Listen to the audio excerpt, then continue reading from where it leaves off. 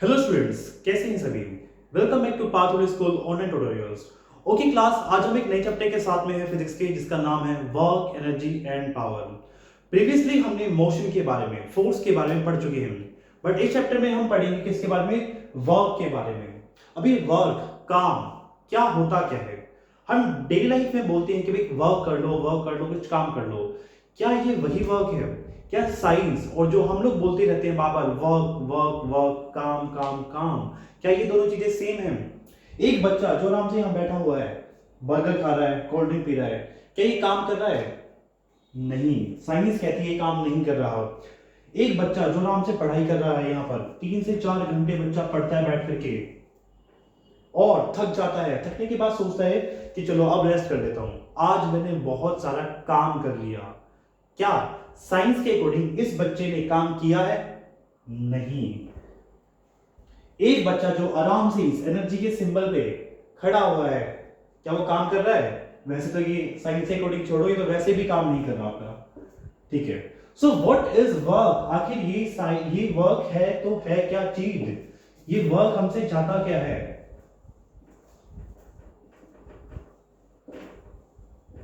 Okay, work हमसे क्या चाहता है?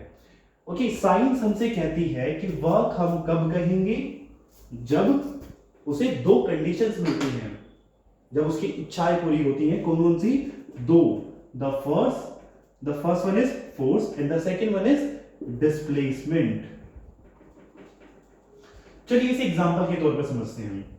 एक बच्चा आराम से यहां पे बैठा हुआ था, उसके हाथ में एक पत्थर आता है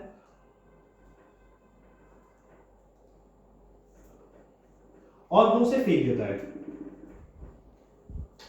वो स्टोन यहां पर नीचे जा रहा है, यहां पे। ओके, इस बॉय ने इस पत्थर पे, स्टोन पे फोर्स अप्लाई किया और इसने कुछ डिस्प्लेसमेंट कवर किया है।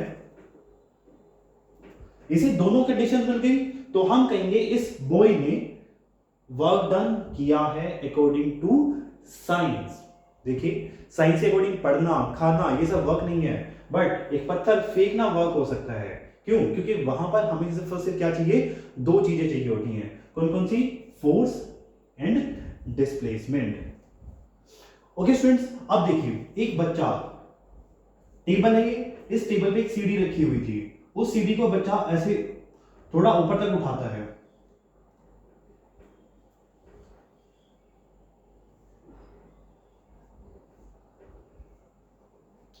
तो क्या ये वर्क माना जा सकता है?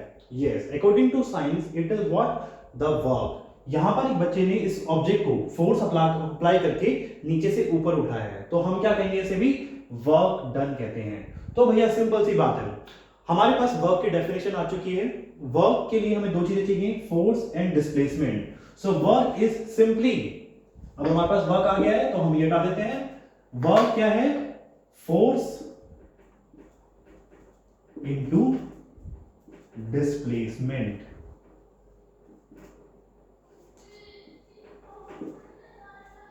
सो भैया फोर्स क्या है? Work. So work is force into displacement. अभी के लिए फिलहाल आप लोग समझिए कि ये सेम डायरेक्शन में हो रहे हैं। अच्छा, मैं आपको याद दिला दूं कि फोर्स हमारी क्या होती है? वेक्टर क्वांटिटी होती है, और ये भी क्या है? वेक्टर क्वांटिटी है। वेक्टर क्वांटिटी हमने किसी जमाने में पढ़ा था, 9th क्लास की जब स्टार्टिंग हुई थी तभी हमने पढ़ा था कि फोर्स, ओ सॉरी, वेक्टर क्वांटिटीज कौन सी क्वांटिटीज होती हैं। अगर आपको याद नहीं हो तो मैं याद दिला देता हूं, scalar and vector quantities. Okay, जब भी हम इनकी क्वांटिटीज के बारे में बात करते थे, दो चीजें बात करते थे हम लोग। एक बात करते थे मैग्नीट्यूड के बारे में, और दूसरी हम बात करते थे डायरेक्शन के बारे में। ओके, स्केलर एंड वेक्टर दोनों का मैग्नीट्यूड होता है, यानी कि उनकी वैल्यूज 1 2 3 4 5 6। एंड बात करते हैं डायरेक्शन की, तो स्केलर की कोई डायरेक्शन नहीं होती और वेक्टर की डायरेक्शन होती है।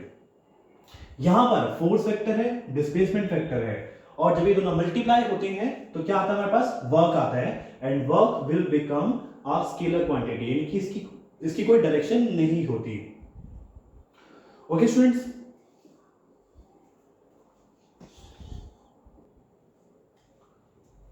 ओके हमारे पास फॉर्मूला आ गया है W is equal to F into S. W क्या है? Work done, F force, S is displacement. So there is a, ये हमारे पास क्या है? सरफेस, इस पे बॉक्स रखा हुआ है, एक बॉय आता है और इसे पुश करता है। ये बॉक्स कुछ दूरी तक जाता है आपका।